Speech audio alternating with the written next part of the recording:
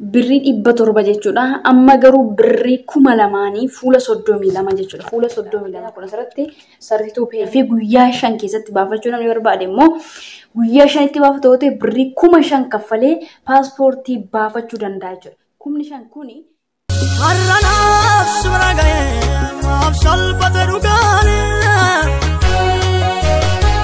haranaaf sura ga'ee maaf gatii dhabe dhugaani.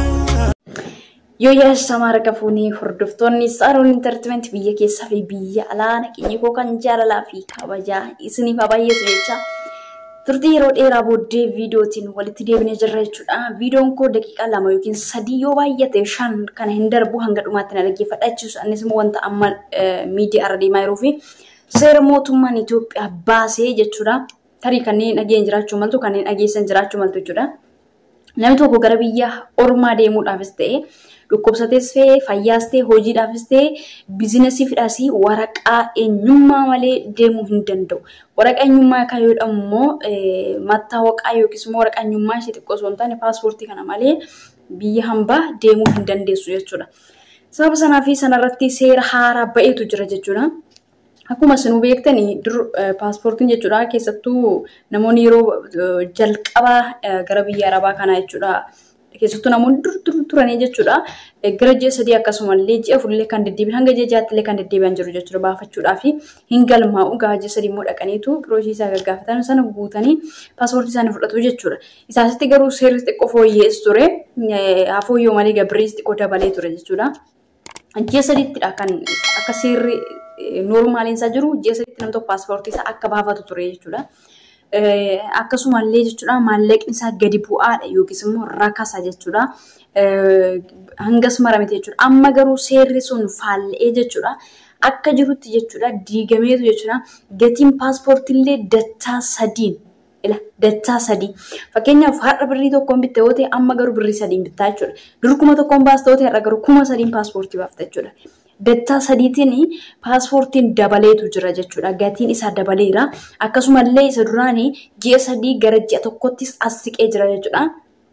Akka namni dafee argachuu danda'u paaspoortii fuula 32 qabu tokko baasuudhaaf birrii 700 jechuudha. Amma garuu birrii 2,000 fuula 32 jechuudha. Fuula 32 kan akkasii fakkeenyaaf kun asirratti sarrituu peejidha. Peejii 32 paaspoortii qabu jechuudha. Baasuudhaaf birrii 2,000 kaffalteetu baafatta jechuudha.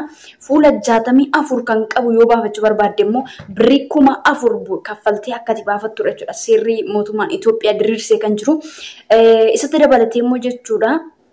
Namni ariifatee ji'a tokko hin eegu jedhe immoo jechuudha. Dafee guyyaa 5 keessatti baafachuu namni barbaade immoo guyyaa 5 itti baafatu ta'e birrii 5,000 kaffalee paaspoortii baafachuu danda'a jechuudha.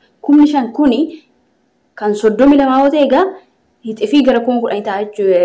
64 yoo ta'e jechuudha 10,000 ta'a jechuudha. Isa 32 baafatta yoo ta'e guyyaa 5 keessatti yoo si baate garuu birrii 5,000 kaffaltee guyyaa 5 keessattis paaspoortii baafachuu dandeessaa jechuudha. Hixifii ta'e jechuudha.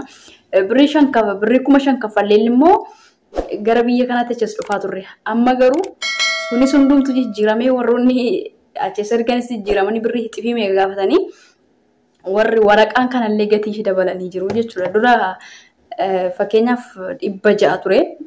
Yoo dogoggoruu raanfachuu baadhe birrii 600 natti fakkaata. Kanadha guddaa miti jechuudha. Birriin isaa birrii 600 ergasii 700 ijoollee hedduun 700 baafataa turanii. Amma garuu hixifii ta'eetu jechuudha. Kan 32 baafachuudhaaf birrii 2,000 kan 60 luukii yookiis immoo fuula 64 qabaachuudha immoo birrii 4,000 akkasuma immoo daftee baafachuu barbaadde yoo ta'e 32,500 isa 64 immoo birrii 10,000 kaffaltee guyyaa 5 keessatti paaspoortii kee harkatti ga'uu qaba jechuudha. Kanaafuu seerri haaraa jijjiirame waan jiruuf namoonni karaa garaagaraatiin singoomsuudhaan paaspoortii ni baafnanii akka birrii keessan hin shawwanne seera mootummaan baasin ol eenyuu hin deemu jechuudha. Mootummaa gaariis ta'e hamaa jechuudha. Isuma aangoo qabu jalatti bulu jechuudha. Kanaaf kallattii garaagaraatiin hin doggorinaa kana keessa gaa dalaloonni kallattii ittiin namoota goyoomsan barbaadu jechuudha. Sababiin isaa waa tokko isinii fudhadha jechuudha. Dheengadda mucaa hiriyaa tokkotu nama biyya kanaatti fiduudhaaf ittee dalalaa Itoophiyaadhaa gaafattee jechuudha. Itoophiyaadhaa gaafa isheen dallaa gaafattu biyya Beeruut kanatti achis daalla erguudhaaf jedhee meeqadhaan birrii 70,000 jechuudha. Sigalee kanaafuu paaspoortii kee karaa seera qabeessaan fudhattee karaa seera qabeessaan immoo yoo biyya hambaa dhaqxe malee kisaaraa guddaadha. Tarii biyya ormaa dhaqxee sii tasaakka'uu danda'a. Tarii immoo siin tasaakka'u. Kanaafuu of eeggannoo godhadhaa. Gatiin paaspoortii dabalee jira. Seerri jijjiiramee jira. Ji'a 3 osoo hin taane ji'a 1 gidduutti akkasiif ga'u. Akkasuma birriin kaleessa eegale 700 har'a garuu birrii 2,000 paaspoortii akka baafatamu. Akkuma kana paaspoortiin xiqqaa guddaa waan ta'eef guddaa 64 yoo ta'e birrii 4,000 kaffaltaniitu akka baafatanii seerri amma jechuudha. Akkasumallee ashokkaayii baafachuu yookiin immoo daddafii dhawatee birrii 5,000 kaffaltanii akka baafatanii fi seerri mootummaan diriirsee jira jechuudha. Of eeggachuun kana keessatti immoo hedduu isin barbaachisa jechuudha. Kallattii hattoonni baay'atanii jechuudha. Akka isin shawwadanii birrii keessan mootummaan seera dabaleera jechuudhaani. Isa birrii 2,000 akkasin jedhanii xifi akkasin irraa nyaanne akkasuma hiriyoota keessanii fi namoota biyya irraa dhufuu barbaadees ta'e akkasuma biyya hambaatti galtanii gara biyya biraa deebi'uudhaa fi paaspoortiin keessan guyyaan sanatti dhumees ta'e jijjiirrachuus ta'e isin harkaa balees ta'e hin qabdanis yoo ta'e jechuudha. Akka shawwadamtanii ormaaf hin laanne jechuudha. Sababiin isaa birriin dur jechuudha birrii 5,000 7,000 yoo baay'ate 10,000 jechuudha. Akkasuma 4,000 fe'iitiin gara biyya ormaa dhaqaati yookiis immoo hundumtu barara jechuudha yookiin deema jechuudha. Warra na duraan beekan yeroo ofii kiyyattan isin hima jechuudha. Yeroo sana keessatti birriin ati seera qabeessaan deemtu sana miti. Birrii sana garuu nyaata daalolootatu nyaata jechuudha. Kanaafuu paaspoortiin birrii har'a isaan mootummaan birrii 2,000 jedhe inni isaan daalloonni garuu warroonni hattoonni garuu jechuudha. Warri kanaan shaqqaltee bultu garuu birrii 4,000 siin jedhee seerri dabaleera jedhanii jechuudha. Sirraa nyaachuu waan danda'anii fi of eeggannootiin socho'an isin jechuu barbaada.